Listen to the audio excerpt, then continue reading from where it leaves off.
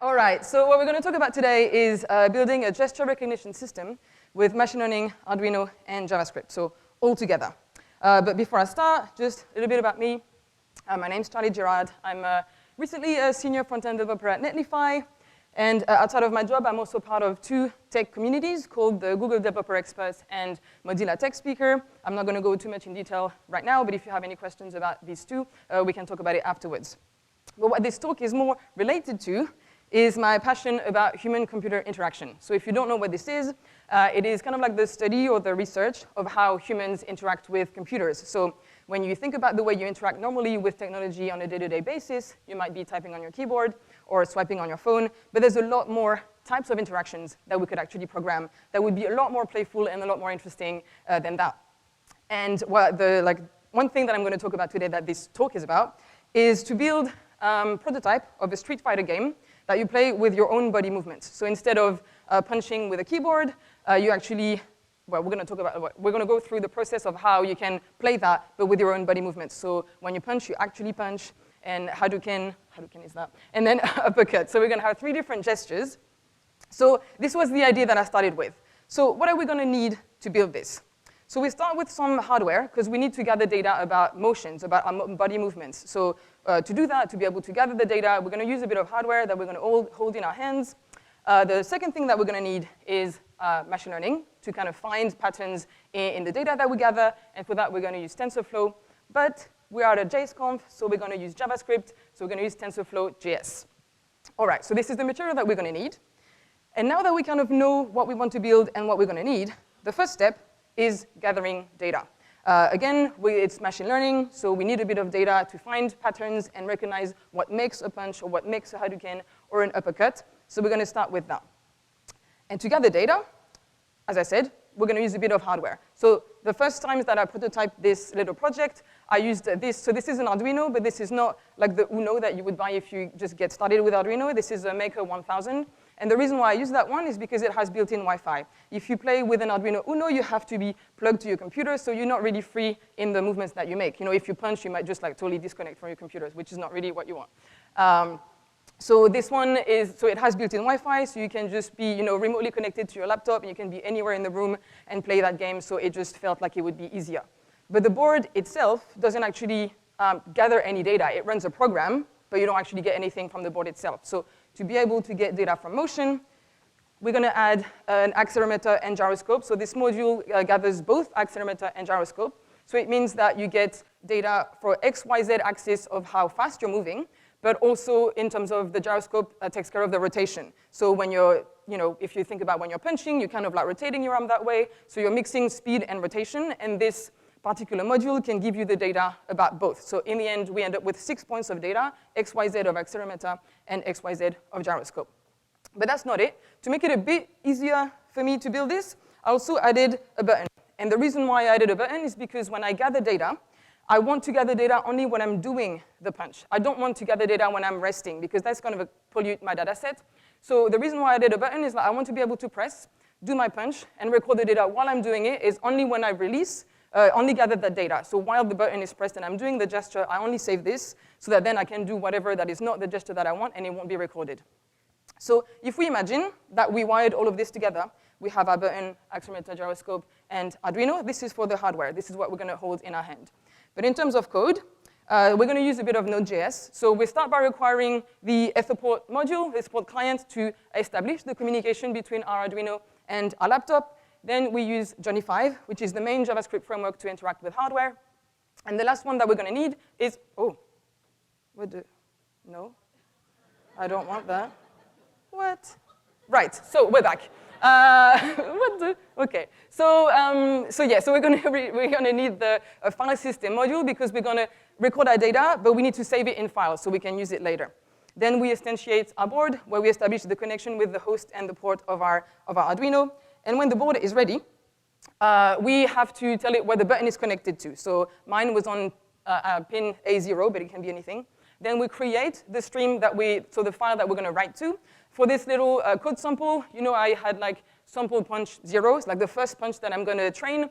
I'm going to call, I'm going to save it in a text file. But as you repeat the gesture a lot of times to create your data set, you would change that name of the file over time.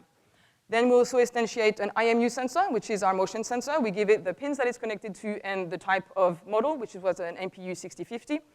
And on change, so every time that we're moving, every time that you get data from that little module, you actually keep all of your 6 points of data into a variable, and when you're holding the button, you're writing to the file system. So you're writing to the stream all of the data that you get, and when you release, you close the stream, so you end it. So all of a sudden, you're not writing to the text file anymore. And what this code sample gives you in the end is a file like this. So that's like a sample. There's a lot more lines, depending on how long you do the gesture for, but you expect that kind of data.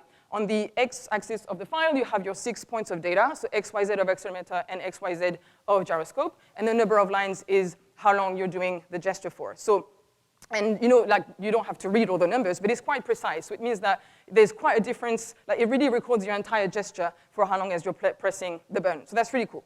So we did step one. We gathered data. This is like for only one sample, the first punch, but you would imagine that you would have to record it probably 100 times for each gesture, so you end up with a lot of files. So the step two that we have to go through is data processing, because at the moment, all that we did is recording data into text files, but we didn't do anything else. So if we go back to our data that looks like this, it is just strings inside text files, and we know that in the end, we want to use TensorFlow.js, and TensorFlow.js doesn't really work with strings, so we have to transform our data little by little. So first of all, we're going to have to transform it into objects of features and labels. And features and labels are words that are related to machine learning. So what it means is that we're actually transforming our text files into, so features is the content of the text file, so what makes a punch. And the label is going to be like the name. But again, we don't use strings, so we transform the name into an index. So if we have a gesture of Hadouken, punch, and uppercut, label 1 is index 1, which is going to be punch. So it's kind of like a way of transforming our data, so we end up with numbers and no strings. So this would be for only one gesture. So my first punch, all of the data would be in the features, and label 1 would be punch. But as I said, you have to gather quite a lot of data, so you end up creating the same thing for each of your files. So each of your text file actually becomes an object, and you end up with a giant array of all of your data sample. Okay, so that's the first step. The thing is, TensorFlow doesn't really work with objects. It works more with something that, you know, like arrays. And then there'll be another step afterwards. But so how would you then transform these objects into another arrays? So what you have to do, you end up with multi-dimensional arrays. And this is where it gets a bit complicated to explain, but I'm going to try my best. So if you look at, you're going to split the labels and the features. So if we look at the first layer of our multi-dimensional labels array, you have all of the zeros. So you have all of the Hadoukens that you trained. And it's mapped to the first layer of the features multi-dimensional arrays. So if we go a bit further and we say our first ever Hadouken that we trained is going to be mapped to the first array of features in the first layer of features. And then, so if you do the second one, it's going to be mapped as well. So your second Hadouken is going to be mapped to the second array of features, etc. And then we move on to the punches. It's going to be the same. Everything is mapped, so it's in like the same position, but it's in different arrays. Because in the end, now we're finally getting to a format that TensorFlow can work with. Now we don't have strings, we don't have objects, we have multidimensional arrays, which is closer to what TensorFlow works with. And so I don't know if you noticed, well, I didn't show any actual code sample because so far it's not any TensorFlow specific code. It's transformation of data in arrays and objects that you would do in like standard JavaScript, if I could say so. But now that we have a format that resembles what TensorFlow can work with, we can finally transform that into tensors. So if you can't, oh, it's a bit small, but don't worry about really understanding what these lines of code do, because if you've never played with TensorFlow before, it's going to be like reading it will not really make sense. It's more about, I only put it there to show the amount of code needed to do that, but what is really more important, what I'd be happy with is if you understand more the process to go through. If you want to know exactly how to write it, the repos are on GitHub, or the documentation is pretty good. I'm sure that you'll figure out later on. But understanding the steps is the most important thing. So first of all, before transforming our data to tensors, we have to shuffle it. Because if I just go back to the slide before, everything is in order. And you don't really want to give your data that way to a machine learning algorithm because it's just going to get used to the way you feed it. So for example, it's going to look at it and it's going to be like, oh, well, the 5 previous samples that you gave me were all Hadouken, so this new one must be a Hadouken. It's not really going to try to find any pattern in the data, and that's not what you want. You want it to really understand what makes a Hadouken or what makes a punch based on the data. So you start by shuffling it, and then you're going to use the TensorFlow methods like Tensor2D because our gestures are two-dimensional. We have 6 numbers over a certain amount of lines, so it's like an x and a y-axis for your data. And the labels is a one-dimensional tensor because a label is only one thing. It's either 0, 1, or 2, or more if you decide to do more classes. The next step is to splitting between training set and test set. So you just have to calculate the amount of your data that you're going to split. So the reason why you do that is because you have your entire labeled data set, and the training set is going to be given to create the model. So you keep 80% of your data set to create the model, and you keep 20% of it for the test set. So the test set is going to be used to validate against the model that you created. Because your test set is already labeled. Again, it's something that you trained and you labeled yourself. And just to check that the accuracy of your model is good, you're going to use 20% of your data set to train it against. So yeah, you end up doing that. So you slice your tensors between the training features and testing features, training labels and testing labels. Once again, if the code doesn't make sense, it's fine. It's more about the steps. And now, finally, our data is processed, so it's ready, but we still haven't done anything. So the step 3 is to create the model. At the moment, we just reformatted the data so that we can do something with it. So to create the model, so this is the part where it's more of an art than a science. When you want to play with machine learning, you might not know in advance what model you can use or what parameters. So it's more a step where you play around. Here I used a sequential model. I could not explain why. It just worked, so I used it. But there's other types of models. But it works for me, so I didn't change it. Then in terms of amount of layers in your neural network, I have 2, but you can have 4 or 5, and the parameters can be changing as well. So I'm not going to go in depth into this because, again, what works for you, just keep it. Then we just add like an optimizer layer as well. And then finally, what's important here is that the fit method is what is going to train the model. So you pass it your training features and training labels, and you have a parameter of validation data where you give your test set as well. So this step is actually going to be the training process. And in the end, once this is done with all of the data that you gave it, you can save your model in your file system. So now we actually gathered our data, we transformed it, we created the model. But OK, step 4, prediction. You actually want to use that model. You're not going to go through all of this to not run predictions later on. So the final step of all of this is the prediction. So to do this, my application was more of like a Node.js side, but you can do that in the browser. You require TensorFlow.js instead of TensorFlow.js Node. But basically, you import the framework. We have our gesture classes arrays that has Hadouken, punch, and uppercut. We load our model to be able to use it. And then if we go back to our code to get the data from the accelerometer and gyroscope, when we hold the button, we save all of our data into a variable, we push it into an array, and this time we're not saving it to the file system because we're not training an algorithm. We're predicting live data that is never seen before. So we keep all of that in the variable, and when we release the button, we're sending all of that data to our predict function, and what our predict function does is going to transform our live data that we just had in a variable into a tensor as well, so it can be compared to what the model was trained with. We call the predict method with that input that's been transformed. And in the end, the prediction that you get is going to be an index. Just the same way that our label was a number, the prediction is going to come back as a number as well. So we have to look up what it means in the gesture classes array. So if the prediction comes back as 0, it means that it's the first index in our gesture classes, which is going to be the Hadouken, or punch, or uppercut, whatever. OK, so this was like a very short version of everything that you have to go through. But as you can see, it's not that much code. I think the thing that takes longer is to record the data and to understand what's going on. But once you have an understanding of the steps, it's about finding the right syntax. It's the same way that you would do if you were, I don't know, migrating from React to Vue. You know what you have to do, but you have to learn the syntax. OK, so now that I told you what you should do, or how to go, I thought I would try to show you how it works. And this is where I'm always so excited, but then it doesn't work, and it's like, OK, so I'm going to try. But I have quite a bit of time, so I can try it until it works. So yeah. So I just put a little GIF in case it doesn't work. But what is supposed to happen, I'm supposed to do this, and then there's a punch. So there's a delay, but let's not talk about the delay. And it's normal that there's a delay, but yeah, that's another talk. But I'm supposed to be able to do these 3 gestures. Okay. Ooh, whoa, sorry. Okay, so I'm going to exit my slides. Okay, so Bluetooth is on, and I have that, okay. I have that, okay. I need to do that. I just need to check that it didn't break. Oh yeah, there's errors in the console, but don't worry about it.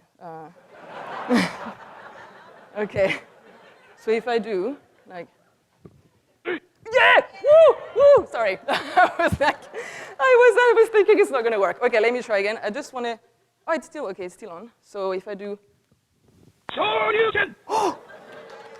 wait, and I do like, Hadouken! woo, oh my God, oh shit, sorry. Woo, it worked the first time.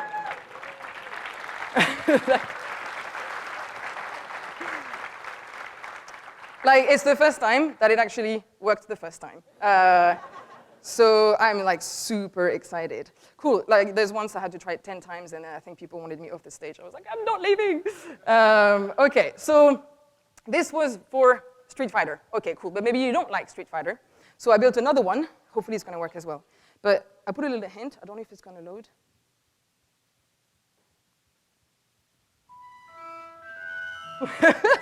Okay, this one is like, I'm so ashamed of myself. But so wand movements. So maybe you don't like Street Fighter, maybe you like Harry Potter. So I know you know that spells have a name. You can say Alohomora or Expelliarmus, but they also have a shape. So you can be a real wizard now, hopefully. Okay, let's see if it works. So for this demo, I'm gonna Now I'm hopeful that it's really gonna work. Cool. Okay, so I still on. Oh, no. Okay, so still errors, still fine. Wait, I have to exit. Okay. So I'm just gonna check that I'm still on. Okay, so I think I have like Expelliarmus. So I think if I do that, like, no. So it was too good to be true. It did crash. So there could be another talk about why it crashes. I do know why it crashes, but I don't want to talk about it. So, so if I do like, come on, you can do it.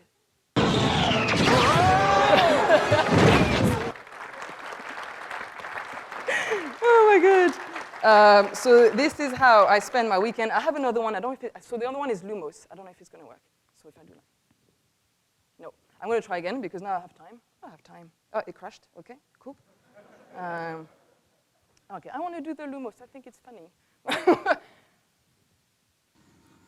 Are you deaf? Put that light out. That's it. All right, so it's just... All right, anyway, it's just to show you that the process is the same. Like, I was still recording data, I was still processing it, still training a machine learning model. It's just that in the end, I was training different gestures. So you had Hadouken, punch, and uppercut, but in the other one, you had Expelliarmus and Lumos. But the process is the same, so then you can just replace bits to create what you want. You probably might have like better ideas than what I just did.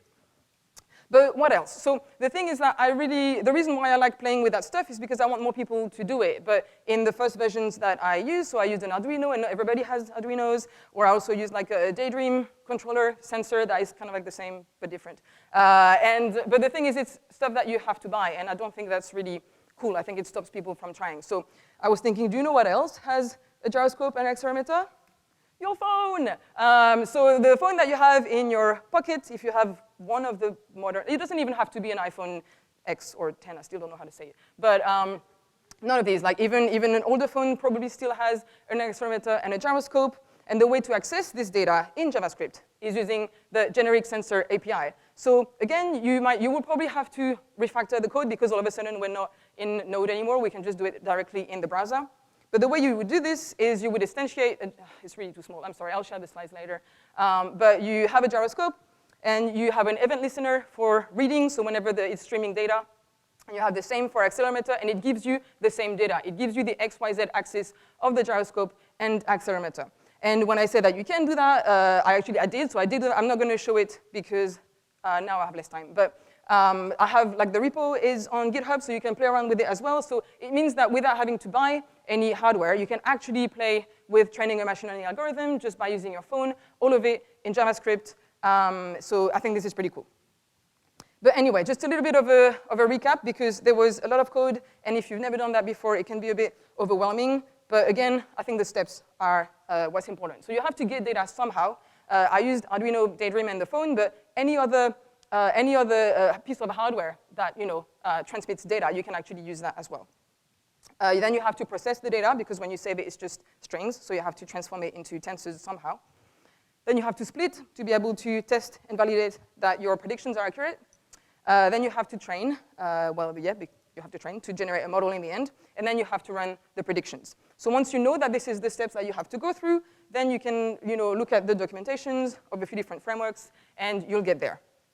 But anyway, I'm almost done. But just before I finish, I really wanted to say, I say that all the time, but I feel like I still need to say it. So I know that all of that stuff is not something that you're going to go back to work and make millions with, definitely not. But I know that it's maybe not what you came here for. Maybe you wanted to learn something that you call useful. But to me, it's really useful.